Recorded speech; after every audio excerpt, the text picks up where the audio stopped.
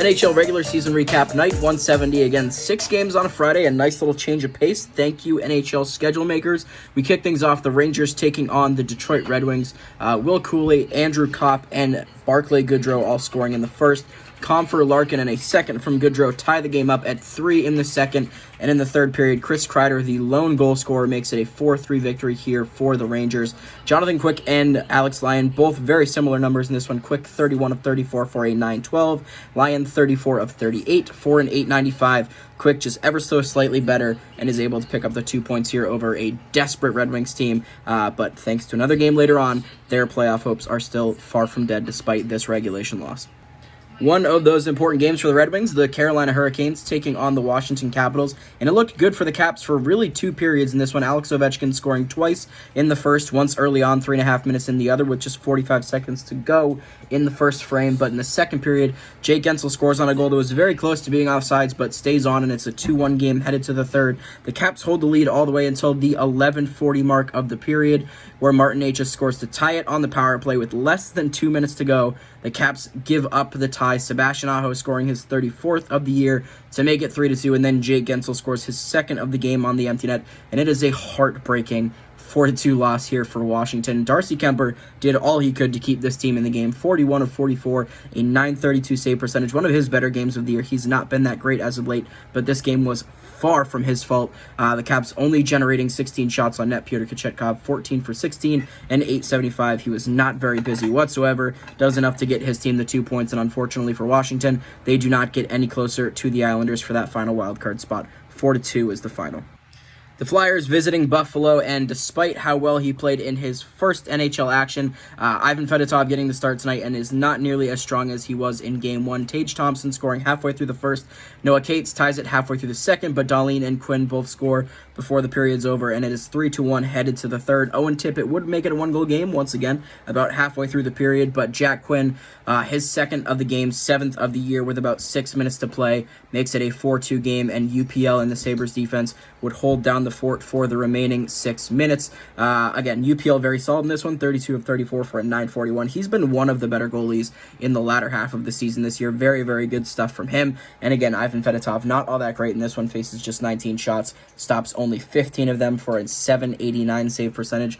Not enough to get his team the 2 points, but Philly, thanks to their early stretch, are still in the playoff mix here. They still sit in that third Metro Division spot. The Islanders are creeping up on them, but for now, they do hold on to it despite a 4-2 loss here tonight to Buffalo.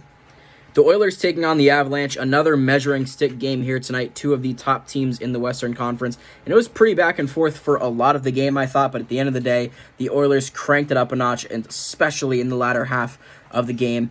Corey Perry, Jonathan Drouin, Ross Colton, and Connor McDavid in the first. Ekholm and Kane would make it a 4-2 lead headed into the third. Those goals coming at 8:55 and 19:58. The last one of that period's a tough one to give up here for Georgiev. McDavid would score his second of the game about 4 minutes in, and then Evander Kane, once again, his second about 12 minutes into the third, and it's a 6-2 final here for Edmonton. Again, they ended up outplaying Colorado pretty heavily in the second half of the game, outshooting them 46-23. The Avs just not able to keep up with this high-octane offense that the Oilers have. We'll be interested to see if we end up seeing these two teams cross paths again in the playoffs. I don't think it's all that unlikely. 2 of the better teams, once again, in the Western Conference. Some of the best weapons in the entire league on both of these rosters. So we'll see if they meet again. But for tonight, the Oilers get it done 6-2 over Colorado.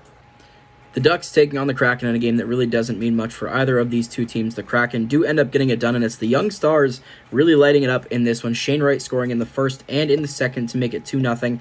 Matty Beniers on the power play makes it 3-0. And then Leo Carlsson, a beautiful goal, picking it up through the legs and just rips it past Philip Grubauer to make it 3-1. Those are the only 4 goals in this game. Both goalies were pretty decent. I thought Philip Grubauer, 16 of 17 for a 9.41. Lucas Destall, 24 of 27 and 8.89, but I thought had some pretty good saves in this one to at least try to keep it close. So we'll see if the Ducks can make anything happen in their last couple of games here. The same kind of can be said for the Kraken. Neither of these teams playing for all too much. The Ducks probably happy to be losing these games as they approach the end of the season to see where they sit in the standings. But for tonight, the Kraken get it done. It's a 3-1 final, and again, they're young guys getting it done in a big way. Final game of the night here, the Coyotes hosting the Vegas Golden Knights and trying to play spoiler. They do so pretty successfully after a rough second period. There's no goals in the first. Kerfoot opens the scoring in the second, but then Eichel, Carlson, Mantha, and Stevenson all scoring to make it 4-1 Vegas after 2. And then the third period happens. Josh Doan, Nick Bukestad, Michael Carcone with 2, Brown, and Cooley on the empty net. It's a 7-4 win for the Coyotes after a disastrous second period. They come back rolling in the third. 6 goals on 10 shots against Logan Thompson. Not his night by any means. Arizona gets it done. This is a wild game, man. Not a good look from Logan Thompson or the Golden Knights. He goes 25 of 31 for an 806. Vejmelka wasn't great either, 20 of 24 for an 833, but he gets the 2 points. Vegas now still just 1 point up on the Los Angeles Kings in the Pacific Division standing, so we'll see what happens there. It's an interesting race in the West, not from this perspective of teams making versus missing, but who finishes where will be interesting to keep an eye on for sure. Tonight, Arizona doing the Kings a favor by taking down Vegas. And that's going to be it for NHL regular season recap. Night 170. We have a bunch of games tomorrow, including some pretty good ones. A Battle of Alberta, Colorado, Lightning Penguins, Jets Wild. Some pretty impressive games. So should be an entertaining night. Enjoy it. We will talk to you guys then.